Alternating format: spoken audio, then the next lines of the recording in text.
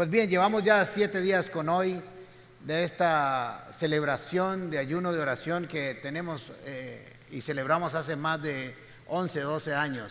Tengo que buscar la fecha exacta de cuando empezamos. Y estoy muy expectante y muy emocionado por lo que falta, porque si hasta ahora hemos visto la gloria de Dios, vamos a ver aún mayores y mejores cosas para esta congregación y para sus vidas. Así que quiero aprovechar que estamos en este tiempo para hablar de la oración y de la fe un poco. Y digo un poco porque ambas son dos temas que podemos abarcar por meses y por meses aprendiendo de la oración y de la fe. Y vamos a aprender directamente de Jesús, de su boca, de su enseñanza, que está en Marcos capítulo 11. Dice así Marcos capítulo 11, versículo 20 en adelante. Por la mañana, al pasar junto a la higuera, vieron que se había secado de raíz. Esto es muy importante, que la descripción del evangelista dice, se había secado de raíz. Pedro, acordándose, le dijo a Jesús: Rabí, mira, se ha secado la higuera que maldijiste. Jesús responde, no a una pregunta, sino a un comentario. Tengan fe en Dios, respondió Jesús. Les aseguro que si alguno le dice a este monte, quítate de ahí y tírate al mar, creyendo sin abrigar la menor duda de lo que dice, duda de que lo que dice sucederá, lo obtendrá. Por eso les digo, crean que ya han recibido todo lo que estén pidiendo en oración y lo obtendrán. Ahora, empecé en el versículo 20 de Marcos capítulo 11, pero voy a hacer una introducción al contexto de dónde está ubicado ese texto que acaba de leer. Estamos en Marcos capítulo 11 y en los versículos del 1 al 11, Jesús ha entrado lo que llamamos la entrada triunfal, o lo que llaman tradicionalmente el Domingo de Ramos. Así que entró a Jerusalén para la semana de la celebración de la Pascua. La gente se quitó sus mantos, tiraron palmeras, gritaban Hosana, el que viene en el nombre del Señor, bendito el Rey, y lo adoraron y había un fiestón. Parecía que había un avivamiento espiritual en Jerusalén, en Israel. Parecía que habían reconocido al Rey, parecía que habían reconocido al Mesías, parecía que venía un despertar porque habían visto el cumplimiento de las profecías, de las promesas y de la redención de Israel a través de su Rey y sobre sus vidas.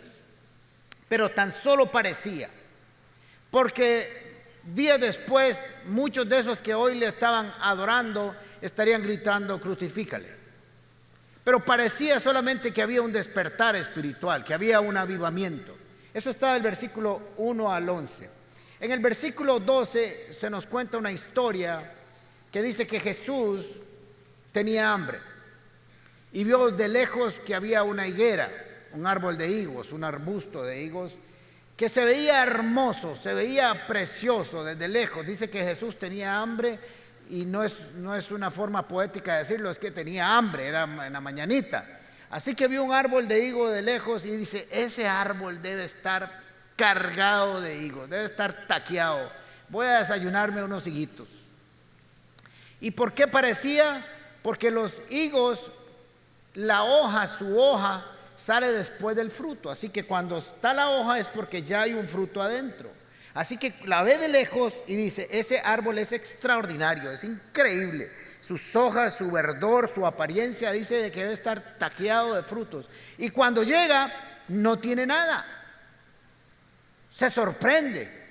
Y dice, ¿qué es esto? ¿Cómo este árbol tiene esta apariencia pero no da frutos? Así que lo maldice. Le dice en el versículo 13, cuando llegó a ella solo encontró hojas porque no era tiempo de higos.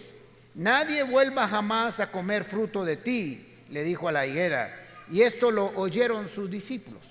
Así que hasta ahora no ha pasado nada excepcional, con la excepción, valga la redundancia, de que Jesús maldice una higuera, maldice un árbol. Y quiero decirles que Jesús puede maldecir. De hecho lo dijo, es maldecir, decir mal de algo para que no cumpla su propósito.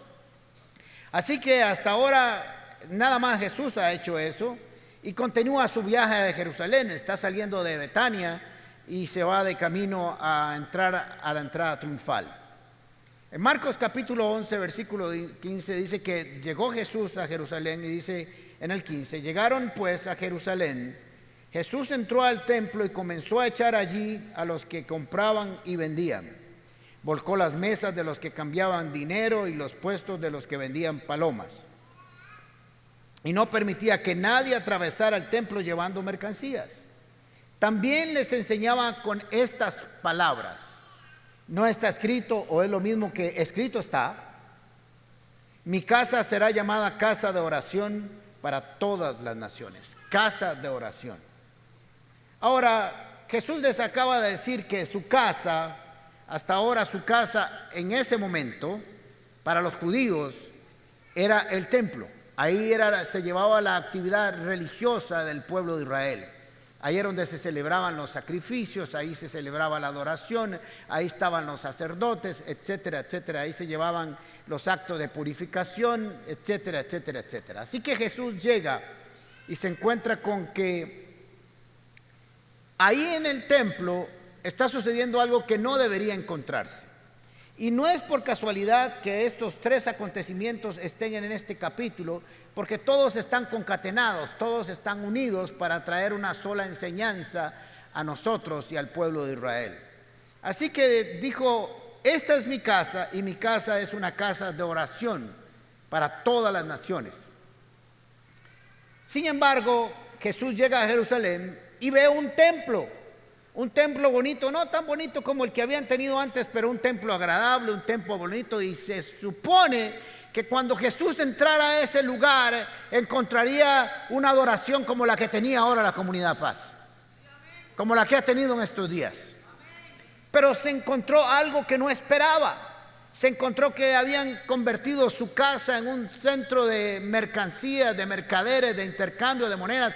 Venían personas de otros lugares a rendir su adoración y tendrían que cambiar monedas. Era un cambio de traiga dólares y le doy colones, y traiga euros y le doy dólares. Y ahí estaban y vendían palomas y otras cosas para poder llevar los sacrificios, porque la gente no podía traérselos donde venía.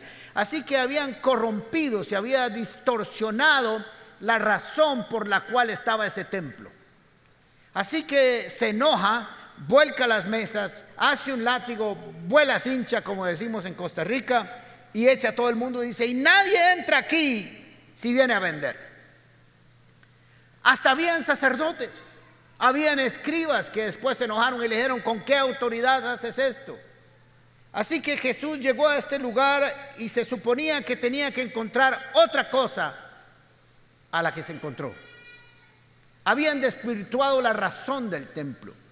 Su casa era una casa de oración, de adoración. Se supone que tuvo que haber entrado ahí desde que llegó. Era un lugar donde se oían las oraciones, donde se oía la adoración, donde se veían los sacrificios, donde estaban los sacerdotes ministrando la gloria de Dios. Debería ser un lugar extraordinario, majestuoso, con una presencia como cuando se inauguró, que dice que no se podía entrar al templo porque la presencia del Señor lo llenaba todo. Pero no encontró eso, encontró otra cosa. Se les había olvidado la razón por la cual estaba ese templo en medio de la ciudad santa. Ahora es importante recordar en este espacio que la higuera bíblicamente representa a Israel. Vamos a leer Oseas capítulo 9, versículo 10. Dice, cuando encontré a Israel fue como hallar uvas en el desierto. Cuando vi a sus antepasados fue como ver higos tiernos en la higuera. Pero ellos se fueron tras Baal peor y se entregaron a la vergüenza, se volvieron tan detestables como el objeto de su amor. Así que Jesús no solamente nos va a dar una enseñanza aquí acerca de la oración, acerca de la fe, sino que también va a aprovechar para dar un mensaje profético acerca de Israel. Israel parecía a esta higuera, se parecía a la higuera, era semejante a esta higuera, su templo era semejante a esta higuera. De lejos parecía que había un avivamiento espiritual. De lejos parecía que la religión de los judíos era algo vivo, algo extraordinario en medio de su pueblo. De lejos parecía que eran adoradores y oradores. De lejos parecía que le servían a un Dios vivo, pero no. Sus corazones se habían perdido de camino. Habían declarado que era el Mesías, Hosana, el que viene en el nombre del Señor, y parecía, solo parecía que estaban bien espiritualmente. Solo parecía que practicaban la religión correctamente, pero no es así. Así que como la higuera, así aparentaba el pueblo de Israel. Así como Jesús fue y se encontró a la higuera y dijo: voy a comer higos, porque se supone que si están las hojas hay higos que comer. Voy a ir al templo de Jerusalén y se supone que encontraré un espacio de adoración, de oración, de integridad espiritual, de integridad de vida, de adoración. Los sacerdotes ministraron, pero tampoco lo encontré. Así que ya conocemos un poco de la historia, o mucho de la historia. En el año 70 entra el emperador Tito y despedaza Jerusalén, despedaza Israel, se da la diáspora y hasta el 48 aparece una nueva nación. No volvió a dar frutos, porque se desviaron, no entendieron, no comprendieron el propósito por el cual Dios los había puesto en la tierra y se había manifestado a ellos. Así que nosotros tenemos que revisar qué es lo que está aquí en medio de esta enseñanza. ¿Qué es lo que Jesús quería revelarnos a nosotros? Más o menos podríamos decir, para hacer una aplicación con nosotros hoy. Porque usted podría decir: esto fue con Israel, esto fue en Jerusalén, esto pasó en Betania, esto pasó en el tiempo de Israel, cuando todavía era una nación, un pueblo que estaba unido en una tierra. Pero ¿qué tiene que ver conmigo? Tiene que ver mucho, porque Jesús está hablando del corazón, está hablando de las apariencias. Jesús está hablando de que Él va a poder venir aquí a la iglesia y se supone que va a encontrar gente orando, gente adorando, gente con un corazón limpio, gente de fe, gente que camina en santidad. Se supone que no debería encontrar apariencias de higos. El problema es que a través de generaciones y desde hace muchos siglos, la religiosidad ha echado a perder la verdad bíblica. Y muchos de nosotros vivimos de apariencias. Muchos de nosotros vivimos de lo que nos pueda decir la gente o que pueda pensar de nosotros desde afuera. Y quiero ser un poco directo, y no un poco, muy directo, acerca de cómo nosotros tenemos que presentar nuestra vida delante del Señor. Muchos de nosotros estamos aquí levantando nuestras manos. Muchos de nosotros estamos aquí cantando. Y desde afuera pareciera que es un árbol de higos extraordinario y que hay frutos maravillosos. Pero ¿qué se encontraría Jesús si abre tu corazón? ¿Qué se encuentra Jesús si abre tu corazón? Si entra a ese lugar, si hay una apariencia, parece que conoce al Señor, parece que adora al Señor, parece que se ha entregado al Señor. Pero ¿qué se encontraría Jesús si abre tu corazón? ¿Qué encuentra ahí? Es una pregunta que cada uno de nosotros tiene que hacerse hoy. Porque estamos adorando al Señor, estamos en tiempos de oración, estamos en tiempos de santidad, donde nos cuidamos, donde hacemos ayuno y oración. Pero la verdad es que hay algo verdaderamente en nuestro interior que ha transformado. Hay una realidad entre lo externo y lo interno, hay una concordancia y una unidad. ¿O solo hay una apariencia religiosa para que no nos vean en nuestra verdadera condición? Jesús nos dice hoy cuál es tu verdadera condición, la de adentro. Pues que Israel tenía una apariencia externa y una apariencia interna, igual que la higuera, que refleja, que nos da una enseñanza de Israel. Por fuera se veía muy lindo, pero no tenía frutos. Y cada uno de nosotros hoy quiero motivarlo a que haga una profunda reflexión si su vida es pura religión. Yo he tenido que hacerlo. Yo he tenido que ser confrontado entre las apariencias de lo que pueda decir la gente de mí y si realmente soy así. En este último año de diferentes pruebas he tenido que ser confrontado por el Espíritu Santo y decir: ¿realmente creías lo que creías? ¿Realmente creías lo que enseñabas? ¿Realmente vivías lo que decías que aparentemente parecía que vivías? o eras pura paja. Cada uno de nosotros tiene que llegar, no solo una vez, muchas veces, a ser confrontado con la realidad espiritual. Y yo sé que hay debilidades, y yo sé que hay pecados con los que hay que trabajar, pero eso, una gracia mal entendida, nos puede llevar a tener apariencias como la higuera. Y la higuera se secó, la higuera se marchitó, porque no hay momento, tiene que haber un momento entre lo externo y lo interno, se tienen que unir y tiene que haber una realidad. Y por lo general la realidad es que lo seco se consume el verdor si no hay una verdadera espiritualidad. Gente que vienen a la iglesia domingo tras domingo o fin de semana tras fin de semana, están involucrados en diferentes grupos, pero cuando nosotros vemos sus corazones, oímos historias aquí y decimos, pero ¿cómo? ¿Cómo es que alguien hace esas cosas? Se supone, suponiendo que viene a la iglesia y que participa y que es líder.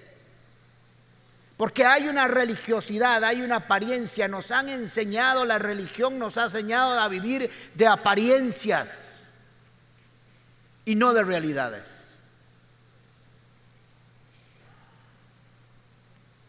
Silencio.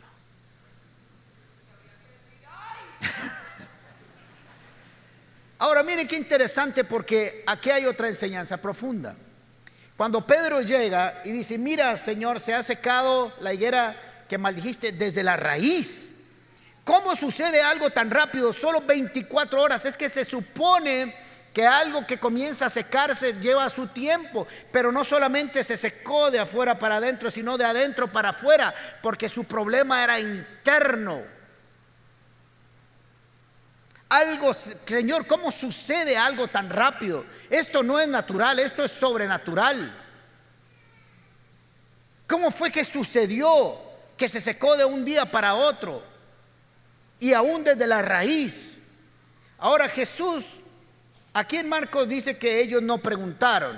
En Mateo sí dice que ellos preguntaron, los discípulos, pero Pedro aquí no responde en Marcos capítulo 11, sino que Jesús le responde a su comentario. Y va a traer una revelación interesante.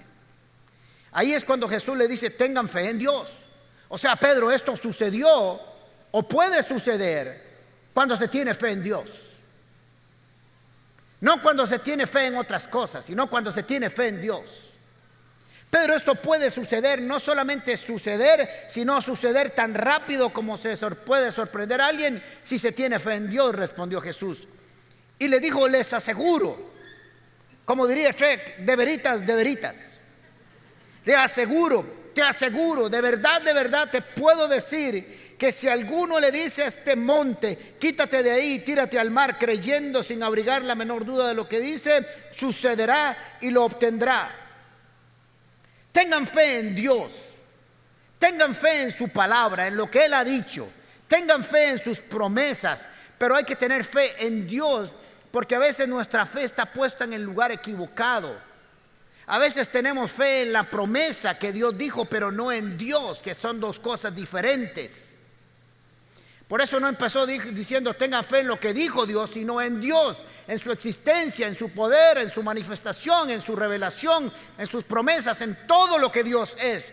Tienen que tener fe, creyendo que sucederá.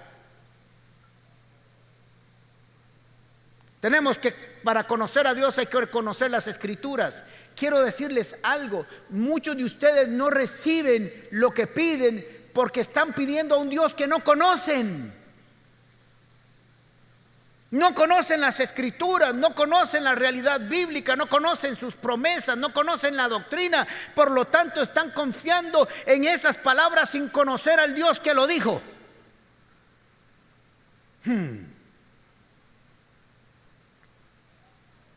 Ponemos tenemos fe en muchas cosas menos en Dios, y queremos buscar a Dios pero sin conocer las Escrituras. No puedes conocer al Dios del que habla las Escrituras sin conocer a las Escrituras. Por eso la fe viene por el oír, y el oír por la palabra de Dios. No podemos tener fe si no conocemos las Escrituras. Te quiero decir que por años vas a seguir pidiendo cosas que no vas a recibir porque no hay fe, porque no conoces al Dios de las Escrituras. Por eso Jesús les dijo: tienen que creer en Dios y tener fe en Él. Pero para tener fe en Dios hay que conocer al Dios de las Escrituras.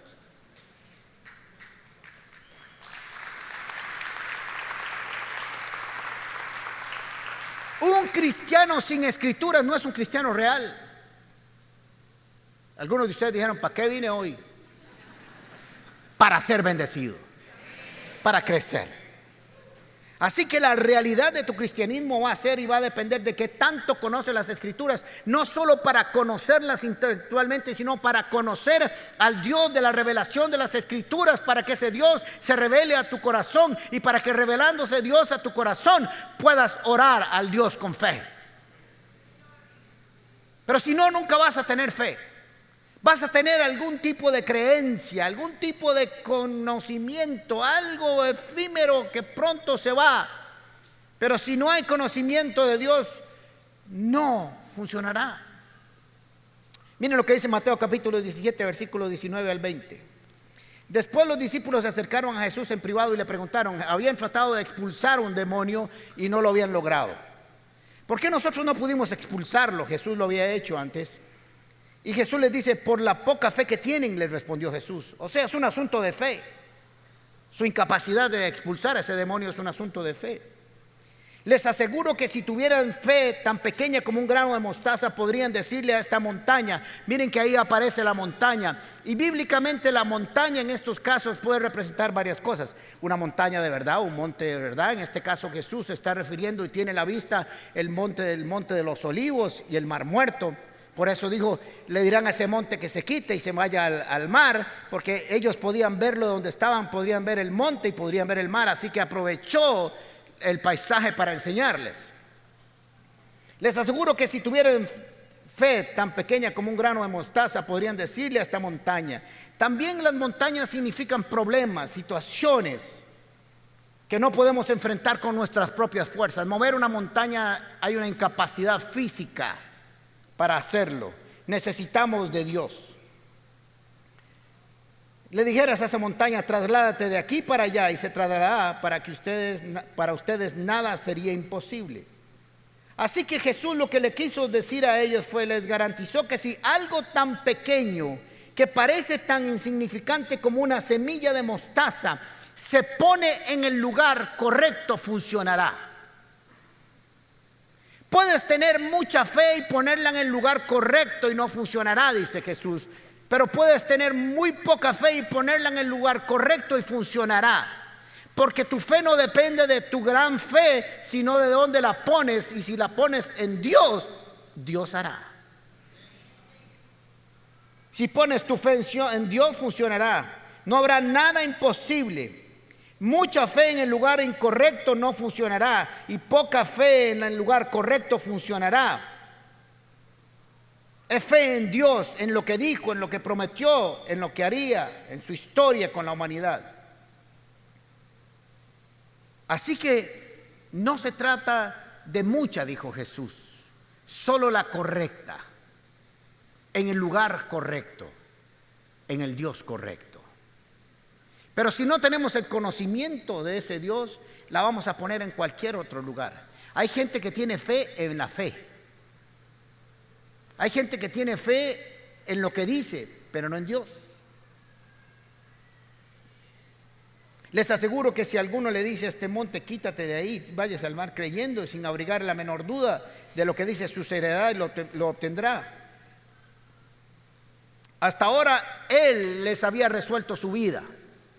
Hasta ahora ellos eran enseñados por Jesús, protegidos por Jesús, comían a través de los milagros de Jesús, vivían a través de las enseñanzas de Jesús, comían, vivían, dormían, caminaban, iban, venían y volvían con Jesús. Pero pocos días, dentro de pocos días ya Jesús no estaría. Así que Jesús les estaba dando una herramienta para seguir, para continuar viendo los milagros y los prodigios y aún mayores que estos, aún sin estar Él. Y sabía que se enfrentarían a problemas y a situaciones que estarían fuera de alcance de sus fuerzas. Para mover situaciones en la vida y enfrentarlas o vencerlas necesitamos ayuda, y muchas veces nuestras fuerzas no alcanzan si Dios no está con nosotros. Así que les está diciendo, ustedes se van a enfrentar con problemas, con situaciones angustiantes, con problemas enormes que van a aparecer como grandes montañas que les van a impedir lograrlo, alcanzarlo o conquistarlo. Pero les voy a decir algo de Jesús. Les voy a enseñar que hay una fórmula para correr todo lo que les impida su camino, y es a través de la fe en Dios. Ahora es interesante porque aquí es absoluto. Es completo. Si alguno, no dice algunos, o no dice los muy cargas, o no dice los pastores, o no dice solo los apóstoles, o no dice los evangelistas, o no dice los que diezman mucho, o no dice si alguno, el que necesitara mover el monte, el que tuviera estos problemas de frente a sus vidas, si hace esta fórmula, funcionará.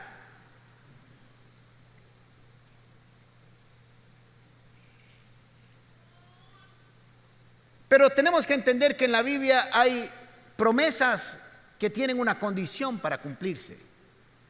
Y hay oraciones que tienen una condición para cumplirse. O sea que hay situaciones condicionales e incondicionales. ¿Cuáles son las incondicionales en las Escrituras? Aquellas cosas que Dios ha dicho que hará, porque va a hacer, le guste a la gente o no le guste, crea o no lo crea, Dios lo va a hacer. Esas son incondicionales, no están sujetas a nada.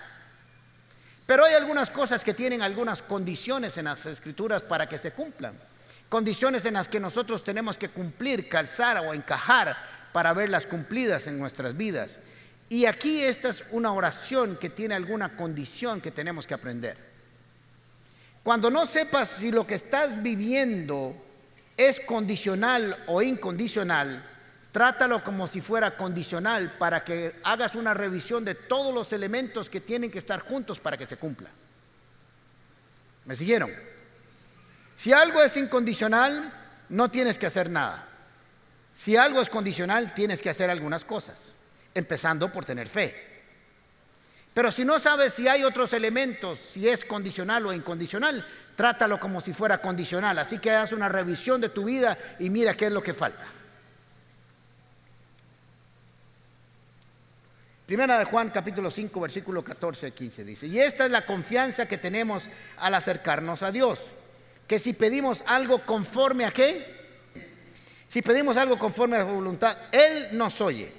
Y sabemos que Dios oye todas nuestras oraciones, porque podemos estar seguros de que ya tenemos lo que hemos pedido. ¿Se dan cuenta que es la misma estructura? Ahora, aquí hay varias cosas importantes que dice que si pedimos algo conforme a su voluntad, Él nos oye. Voy a leerlo otra vez. Esta es la confianza que tenemos al acercarnos a Dios, que si pedimos algo conforme a su voluntad, Él nos oye. Y si sabemos que Dios oye todas estas oraciones, podemos estar seguros de que ya tenemos lo que hemos pedido. Ahora mire, yo creo varias cosas aquí que voy a revisar muy rápidamente. Hay una voluntad expresa por Dios. Dios quiere que seamos salvos. Es una voluntad expresa. Usted no tiene por qué orar y decir: Señor, ¿quieres tú que yo sea salvo? Y el Señor le dice: y baboso, entonces ¿para qué vine? Morí, resucité, me crucifiqué, derramé la sangre. ¿Qué está esperando? Él no lo va a decir así, pero yo sí. Señor, ¿tú quieres que yo tenga una vida de santidad? No, ¿qué está buscando? O sea, hay cosas que ya está expresa su voluntad, ya está clara. Dios ha expresado muchas cosas que ya están soberanamente manifiestas. Dios quiere que seamos sanos. Sí, Dios quiere que seamos sanos. Por su llaga fuimos sanados y Él llevó nuestras cargas y nuestras enfermedades en la cruz del Calvario. Y todo el que le preguntó a Jesús que si quería sanarlos, Él dijo que sí. Ahora, hay otra cosa también que tenemos que añadir, que si pedimos algo conforme a su voluntad, y tiene que ver conmigo. Porque también hay una voluntad de Dios para que nosotros cumplamos algunos requisitos, no para salvación, pero sí para actuar en la fe. Por ejemplo, una oración sin fe no tiene resultados. ¿Necesita una condición, sí o no? ¿Sí o no?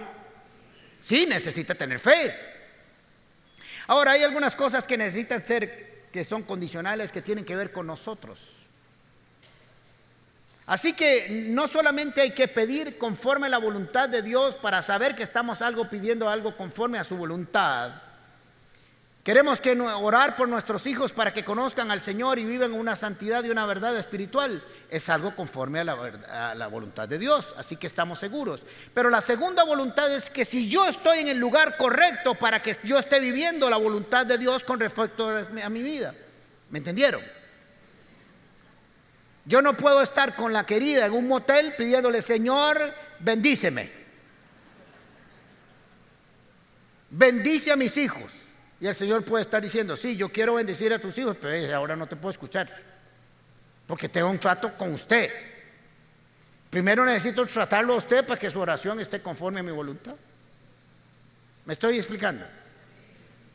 Así que por lo general pedimos algo y tratamos de pedir algo que sea conforme a la voluntad de Dios, pero primero no pasamos por el primer capítulo de la oración, que es si nosotros estamos dentro de la voluntad de Dios con nuestras vidas. ¿Vamos bien? Así que usted necesita revisarse, analizarse para que no le pase lo de la higuera, que tiene una apariencia por fuera, pero por dentro se va a secar. Está seco. No hay frutos dignos de arrepentimiento.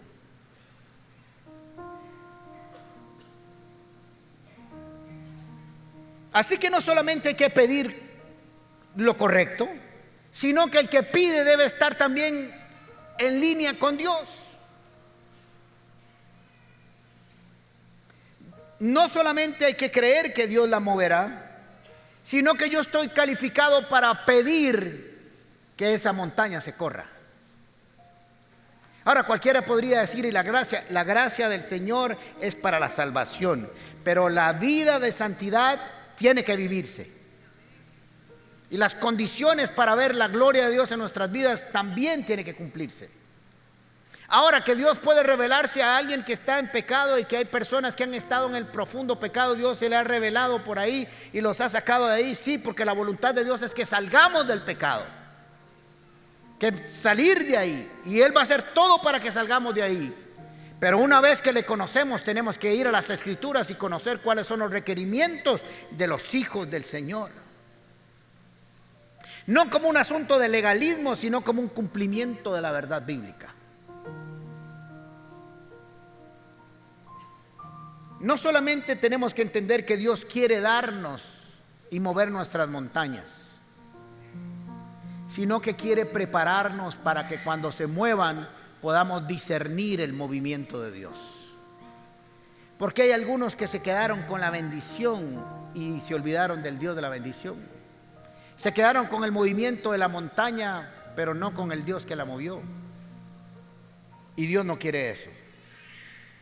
Así que lo que pedimos debe ser conforme a su voluntad, y el que pide debe estar de acuerdo a su voluntad. No pueden chocar, no pueden ser antagónicos, porque si no, no van a producir. Ahora, alguien que está pidiendo lo correcto y que está viviendo lo correcto, cuando se unen esas cosas, producen una explosión de la voluntad de Dios. Pero no leí un versículo final que es importante para esto. Marcos capítulo 11, versículo 25, y con eso cierra Jesús esa enseñanza. Cuando estén orando, si tienen algo contra alguien, perdónenlo, para que también su Padre que está en el cielo les perdone a ustedes sus pecados. Es Jesús haciendo un cierre con lo que les acaba de decir. Estás orando, tienes fe en Dios, bien, hasta ahí está bien, lo vas a recibir. Pero hay un requisito aquí. Si tienes odio, rencor, ira, enojo contra alguien, estás descalificado. Y usted se pregunta ¿por qué? Y les voy a decir por qué. Porque usted no puede creer en el Dios que mueve las montañas, que se revela en las Escrituras, si todavía tiene odio y rencor, porque el Dios de las Escrituras es un Dios de amor. Entonces,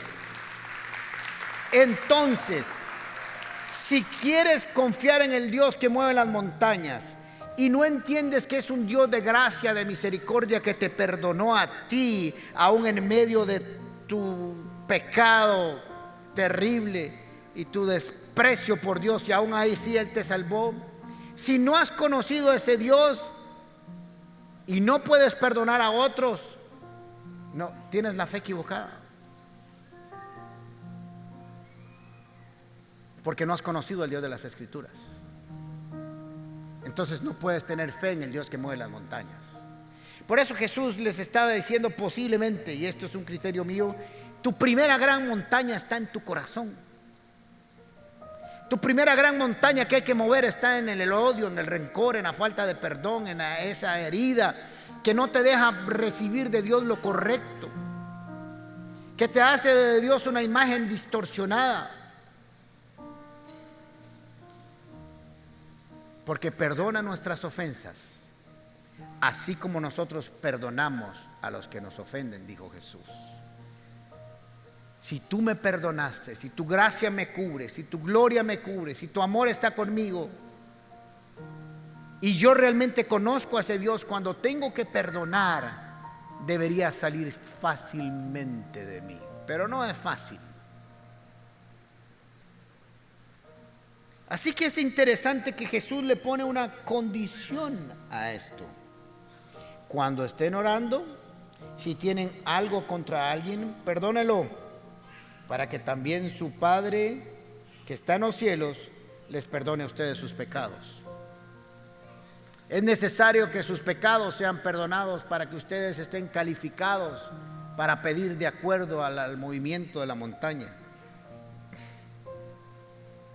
Cuando tu corazón está dañado y tienes odio y rencor y ira y enojo y no has podido perdonar, tus peticiones y los que desees estarán contaminadas y dañadas, y por lo general traerán ira y enojo y venganza, y no estarán de acuerdo a la voluntad de Dios tus oraciones, porque pasarán a través del odio, del rencor, de la ira, del enojo y del dolor. Así que cuando alguien está en ese profundo hueco de la falta de perdón, sus oraciones estarán mal hechas. Dice: Señor, necesito que sanes eso para que puedas conocer al Dios de las Escrituras y puedas decirle a tus problemas, a los que vengan por delante: quítate de ahí, vete al mar, porque así, Señor, lo ha dicho y escrito está. Ahora, no está hablando de reconciliación. Miren qué interesante el pasaje. No está diciendo: ve en este caso y reconcíliate, porque algunos van a tener que perdonar a su papá que está muerto, o a su mamá, o perdonar a un ex esposo o esposa que están viviendo en Australia y lejísimos, y en África, ¿no? ¿Qué sabe? Y no significa eso. Significa que lo saques de tu corazón. La falta de perdón ensucia el corazón. Jesús quiere decirnos que al ver esa montaña, y si queremos moverla, el perdón nos va a permitir hacerlo. Jesús quiere que las montañas se muevan, porque en este caso las montañas no son montañas físicas, lo cual podría ser también. Pero como les dije, son problemas, circunstancias y momentos en la vida donde necesitamos que se corran y se ven gigantes, enormes, imposibles de mover con nuestras fuerzas. Pero si buscamos a Dios y ponemos la semilla de mostaza en la persona correcta, sucederá. Jesús está diciendo algo así: si quieres que se muevan tus montañas frente a ti, tendrás que eliminar tu propia montaña con la voluntad de perdonar a los demás. Así que aquí tenemos una enseñanza extraordinaria. Número uno, no podemos ser como la higuera. Y yo quiero que usted hoy se tome un tiempo, y todos los que nos están viendo ahora por internet, para perdonar. Que se revisen, que nos revisemos. Cuando estuve preparando esta enseñanza, me tomé un tiempo y comencé a revisar desde chiquitito. ¿A quién tengo que perdonar que representa una montaña en mi vida? Porque si hay un tiempo donde en mi vida donde yo necesito que se muevan las montañas, es esta. Así que quiero estar calificado, Señor. En tu gracia hay salvación, pero tú has pedido también que tenemos que perdonar. ¿Dónde está? ¿Dónde está? ¿Dónde está? Repasé una y otra vez para que Dios me revelara, porque si es la voluntad de Dios que perdonemos, Él nos va a revelar a quién tenemos que hacer, porque esa es su voluntad. Tenemos que dejar de andar con religiosidades. Usted puede engañarnos a nosotros, puede engañar a su pastor, a su esposa, a sus hijos, al maestro, a su jefe. Vea, usted puede engañarlos y los puede engañar por toda su vida casi. Lo entierran y usted está a punto de morirse y dice, engañé a todo el mundo toda mi vida. Pero a Dios no lo va a engañar. Y a usted mismo sobre todo nunca se va a engañar. Déjese de religiosidades y diga, sí, tengo que cambiar en esto, tengo que superar esto, tengo que perdonar, tengo que dejar de ser como esa higuera, porque si no me voy a secar. Y la voluntad de Dios es que lleves fruto, mucho fruto, abundante fruto. Hay montañas en tu vida que se van a correr, porque el Señor dijo que se van a correr si tienes tu fe en Dios. Tienes que hacer que tu fe crezca y tienes que conocer al Dios de las Escrituras, conociendo las Escrituras. Si no conoces las Escrituras, no puedes tener la fe en el Dios correcto. Tendrás la fe en otro Dios, en un cuento parecido, pero no en el verdadero. Iglesia, Comunidad Paz, tienes que conocer las Escrituras. No es una opción.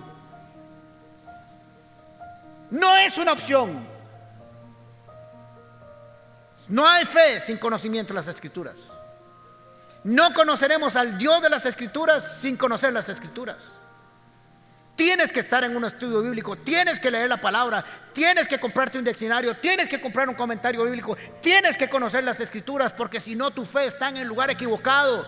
Y por más que quieras tener mucha fe, en el lugar equivocado no produce. Por eso Jesucristo dijo, una semilla de mostaza en el lugar correcto, en Dios producirá efectos correctos. Y tienes que perdonar. Cierre sus ojos un momento. Esperamos que esta enseñanza haya sido de gran bendición para tu vida. Nos encantaría que hagas clic con nosotros, así que te invitamos a suscribirte en nuestro canal.